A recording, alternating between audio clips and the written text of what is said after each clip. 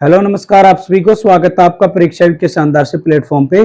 जैसे कि आपको पता है, साइंस वार्ता प्रैक्टिस बैच जो है आपका चला हुआ है, जिसके अंतर्गत जो हमने फिजिक्स और बायोलॉजी की काफी सारी क्लासेस कर ली हैं। अगर वो क्लासेस आपको नहीं मिली हैं तो लिंक आपको डिस्क्रिप्शन में इस वीडियो के मिल जाएगा। और जो बच्चे नए जुड़े हैं, एक बार चैनल को सब्सक्राइब कर लेंगे और एक बार सबके पास शेयर कर देंगे, ताकि आने वाली अपडेट जो है आपको मिलती रहे। और आज के सेशन में हम बायोलॉजी की क्लास करेंगे। बायोलॉजी का जो सेल है, सेल से संबंधित जितने भी क्वेश्चन हैं जो प्रीवियस ईयर में आए हैं, वो सभी आप कंप्लीट करने की कोशिश करेंगे। तो चलिए स्टार्ट करते हैं सेशन को। और पहला क्वेश्चन आपकी स्क्रीन पे है। क्वेश्चन आ चुका है, which of the following organelle present only in plant cell. आपसे क्वेश्चन ये किया है कि निम्नलिखित में से कौन सा कोशिका का अंग केवल पौधों की कोशिका में मौजूद होता है।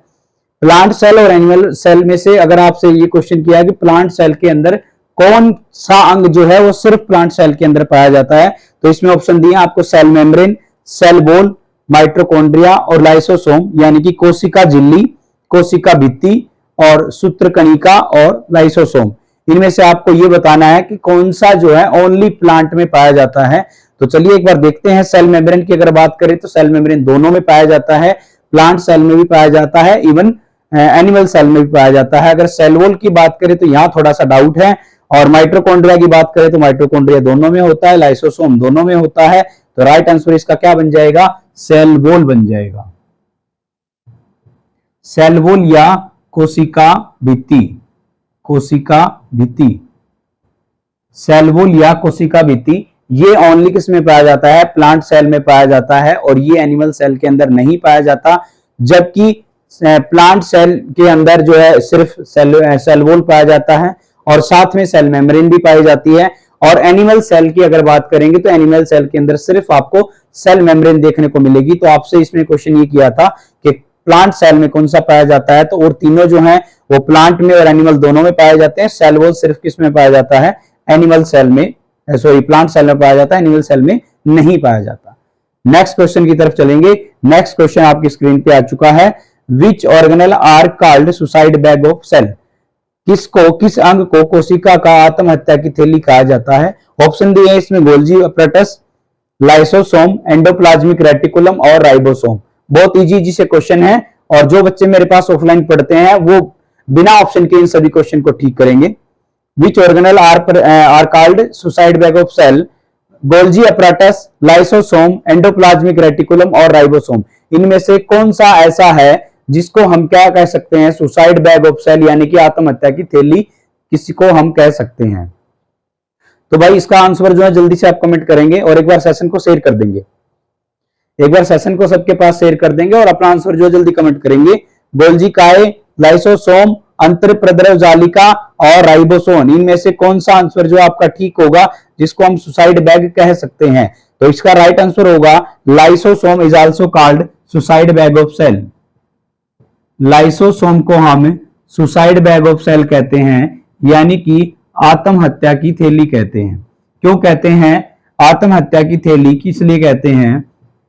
इसका रीजन ये है कि लाइसोसोम के पास एक एंजाइम होता है जिसको हम बोलते हैं hydrolytic enzyme. Hydrolytic enzyme, Hindi में इसको कहा जाता है जल अपघटक एंजाइम। जल अपघटक, जल अपघटक। देख लीजिए एक बार हम रिवीजन करते हैं। सेल मेम्ब्रेन का काम होता है बाउंड्री पूरी कोशिका की बनाए रखना। सेल वॉल का काम होता है सिक्योरिटी और सेफ पूरी सेल को प्रदान करना। माइटोकॉन्ड्रिया का काम होता है पूरी कोशिका के लिए एनर्जी बनाना। गोल्जी अपैरेटस का काम होता है जो एनर्जी माइटोकॉन्ड्रिया ने बनाई है उसको सभी कोशिका के अंगों तक ट्रांसपोर्ट करना।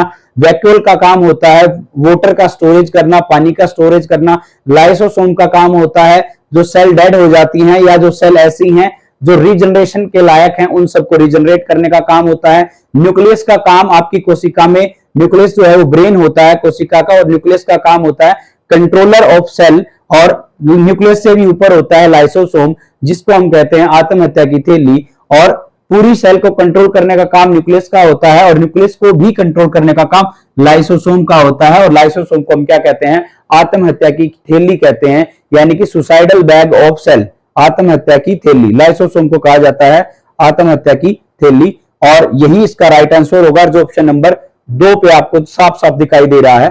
नेक्स्ट क्वेश्चन की तरफ चल देंगे। नेक्स्ट क्वेश्चन बहुत आसान आ गया है। Vacuole is surrounded by, vacuole is surrounded by मतलब आपसे पूछा है, अभी 1 मिनट पहले मैंने बताया कि वैक्यूल का काम होता है वो स्टोरेज ऑफ वाटर, और वैक्यूल जो है उसके चारों तरफ किस प्रकार की लेयर पाई जाती है, ये आपसे क्वेश्चन किया है।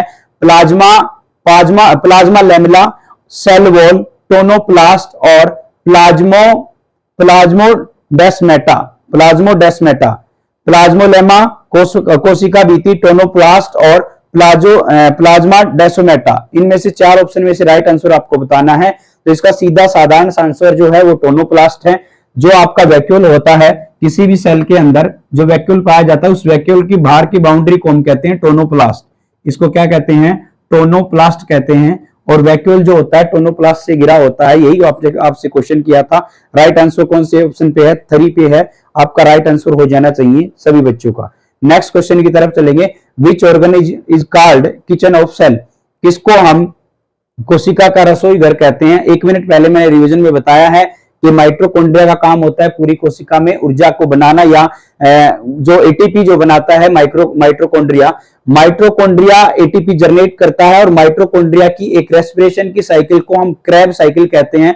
और उस क्रेब साइकिल में 38 एटीपी जो है वो जनरेट होते हैं, और वो जनरेट होने के बाद कंप्लीट साइकिल जो है वो जो एटीपी एडिनोसाइन ट्राइफॉस्फेट बनता है उसको हम, या उसको जो माइटोकॉन्ड्रिया है वो पूरी सेल के लिए बनाता है, और उसको ट्रांसपोर्ट करने का काम किसका है?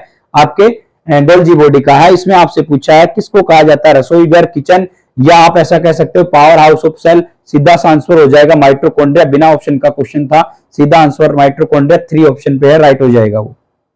नेक्स्ट क्वेश्चन करेंगे। The cell wall in plant is composed of, आपसे पूछा है पौधे में कोशिका भित्ति किससे बनी होती है?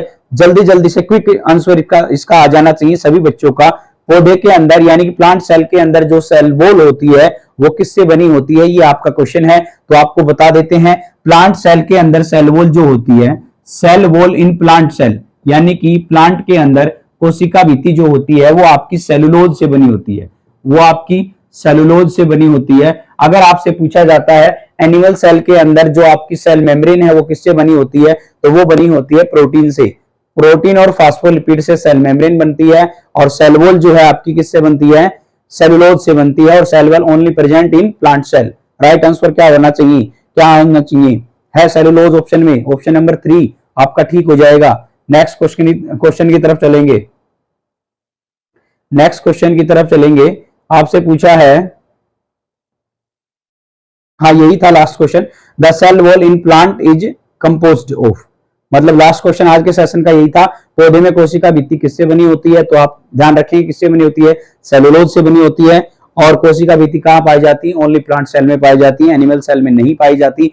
सेल मेम्ब्रेन दोनों में पाई जाती है, और सेल वॉल जो है ओनली प्लांट सेल में पाई जाती है। और आई थिंक आपको सारे के सारे क्वेश्चन जो बच्चे मेरे से ऑफलाइन पढ़ते हैं उनके सबके जो है आंसर बिल्कुल ठीक होंगे, और बिना ऑप्शन देखे उन्होंने इन क्वेश्चन को ठीक कर दिया होगा। तो चलिए आज के सेशन में इतना ही। आई थिंक आपको सारी क्लासेस समझ में आई होगी, और जो डिस्कशन हमने बताया है, इन क्वेश्चन का डिस्कशन जो दिया है, कारण बताया है क्यों कौन सा आंसर जो है ठीक है।